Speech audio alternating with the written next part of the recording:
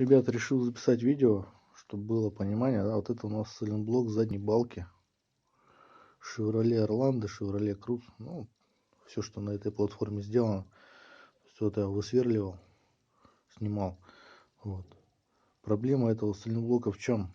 В том, что он не цельный, да, тут видно, рабочая часть, то есть резина, вот эта, она у нас наполовину корпуса, а наполовину у нас стоит вот такая вот пластиковая херня, не знаю, как ее назвать, типа ограничителя хода. Видите, да, вот родную как съела, а яйцом стала. А вот такая же точно пластиковая шайба от нового, то есть она практически идеальная форма, ну чуть-чуть овал, не страшно, да. Вот, и соответственно у нас, когда сайлентблок в сборе стоит, у нас вот эта шайба начинает ходить, и вот эта вот верхняя часть получается. То есть видите, какая выработка? Тут яйцо. И внутренняя часть, когда вот этот палец начинает ходить относительно оси, то есть так, наверное, не видно будет, нагрузка небольшая.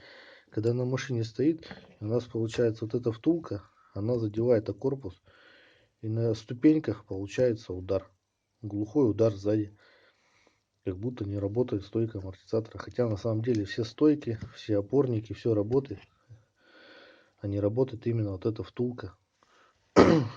На драйве есть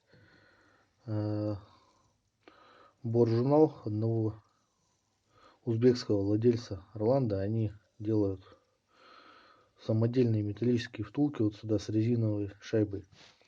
То есть ставят, у них получается ограничитель резиновый, и стуки уходят. Вот есть мысль делать такие же. В принципе, сейчас разобрал, размеры все есть, выточить можно. Единственное, подобрать резину, какая будет ходить. Ну, общался с владельцем того Орландо. Он говорит, что там обычная резина, не полиуретан, ничего. То есть, ну, вытащить ничего сложного нету. Вот это у нас получается внутренняя часть узкая, широкая наружная. То есть, ну, ничего сложного.